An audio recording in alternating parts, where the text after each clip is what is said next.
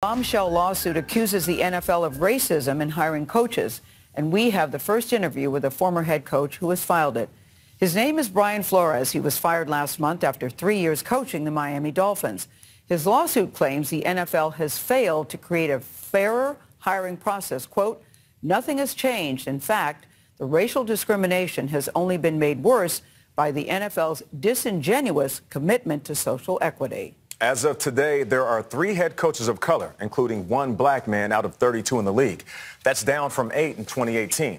About 70% of the players are black. The NFL says in a statement, diversity is core to everything we do, and there are a few issues on which our clubs and our internal leadership team spend more time. We will defend against these claims, which are without merit. Brian Flores is here with us right now with his attorneys, Doug Woodor and John Alefterakis. Make sure I got that right. For an interview you'll see first on CBS Mornings. Good morning. We appreciate you guys joining us. We know that you guys did reach out to us last week, but I'm glad you guys are sitting down with us now. Brian, I'll start with you. Last week, you interviewed for the head coaching job for the New York Giants. What happened leading up to that interview? Before we get into that, I just want to say thank you to I've received a lot of calls, emails, text messages in support of what's going on. It's been a tough 24 hours, I would say. So to everyone who's reached out, obviously family, and I just want to say thank you. Of course. I just want to say thank you. So last week, I interviewed for the Giants position. I was set to interview on Thursday, the Monday prior. Before I interviewed, I received a text message from Bill Belichick saying congratulations on the Giants, essentially congratulations on the Giants job. There was a little bit of back and forth. We have the text messages there on the screen. Yeah, there was some back and forth and some confusion because you haven't sat down with the Giants yet. I have not sat down with the Giants. There was some back and forth, and I asked him, you talking to the right Brian? As you've seen through the text messages, he was actually thought he was texting Brian Daboll, who they ended up hiring. Yes, sir. So at that point, how did that make you feel, knowing that you were walking into an interview where a decision might have already been made? It was a range of emotions. Humiliation, disbelief, anger. I've worked so hard to get to where I am in football, to become a head coach. Put 18 years in this league, and it was to go on what was going to be what felt like, or what was a sham interview. I was hurt. And, but you went knowing that you probably weren't going to get it. I did. Why did you continue to go? I think there's still hope. Maybe it's call it the audacity of hope. I have a belief that there's good in people. I just do. We knew he wasn't getting that job. On the day before that Giants interview, we reached out to you, CBS, to all of you, to start talking about doing this interview today, because we knew he wasn't getting the job. We knew it was a setup. We knew they were just trying to comply with the Rooney Rule.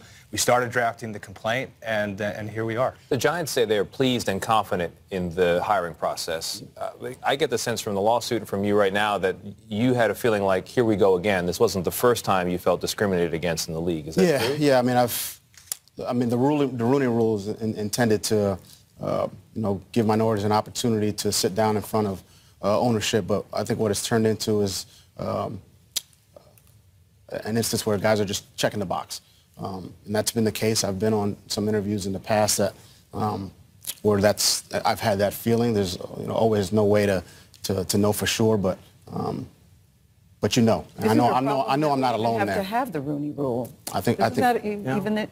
Isn't that a problem? What were we going to say? It's absolutely. I'm sorry. It's absolutely a problem. And one of the things that we're doing to help effectuate this change is, the Rooney Rule's tied to the assumption that presidents, owners are going to do the right thing, hire the best, most qualified candidate. Yeah. What we want to do is tie, certain things to performance and action through the. But Brian, the reason the timing is really important here, because you're actually up for 2 additional NFL jobs right now. Yeah. So why did you do this, knowing from your own statement that you may have sacrificed your future in the NFL, and you're a young man? Yeah. Well, I let both the teams know that we're gonna file. But look, I love coaching. You know, I'm gifted to coach. I know that. And the relationships I've built with players, coaches, support staff, I'm gifted to coach, and I love coaching, and I want to coach. And I've heard from reliable sources you're a very good coach. Let the No doubt record about show. Always room for improvement, but I like to think that as well. But this is bigger than coaching.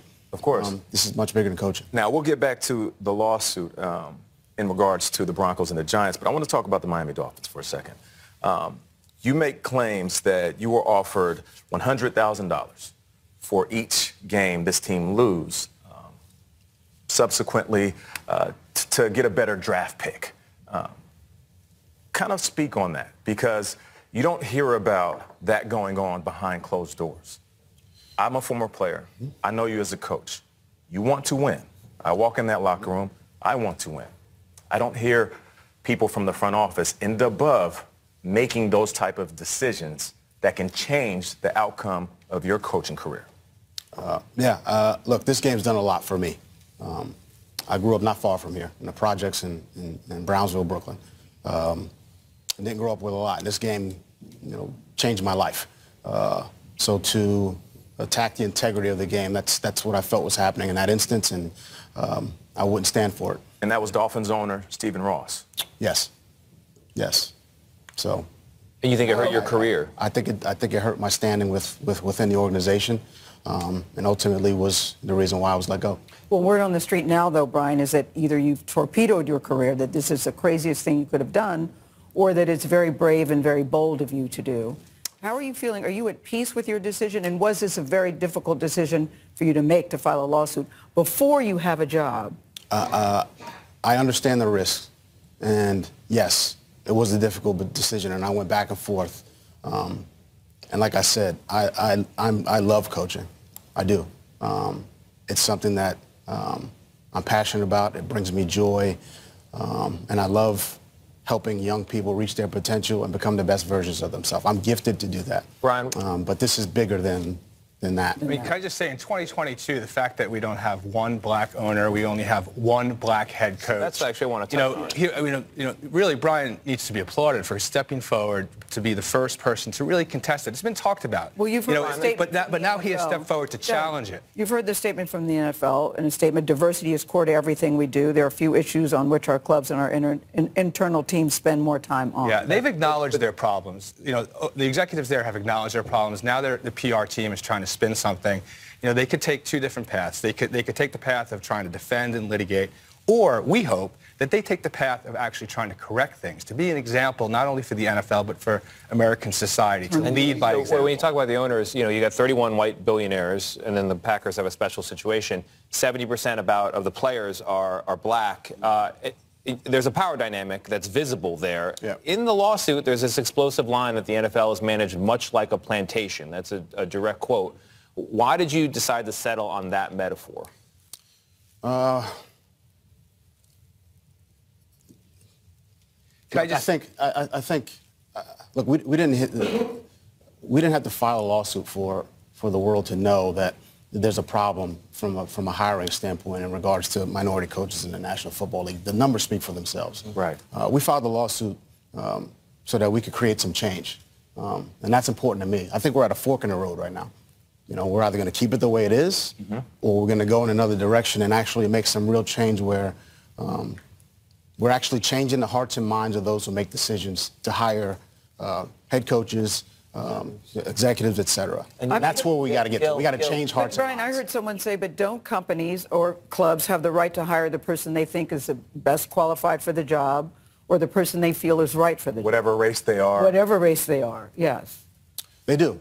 And that's very reasonable to me. But at the same time, I know a lot of very capable coaches, executives, minorities, coaches, executives who are minorities, and in a lot of cases are as qualified, more qualified, and quite frankly better than their white counterparts. But the difference here, though, is that they're not given an equal opportunity. Exactly. And, when we talk about this fork in the road that the NFL has, and Gail, you talked about the statement that they released denying and saying that they're going to defend. What was absent from their response to this 60-page complaint with serious allegations from a decorated head coach is, how about we'll investigate? We're troubled by this. We'll look into it. Immediate, no denial, and disregard and defend. Yeah. But back to the point about the companies have the right to hire who they think is best qualified,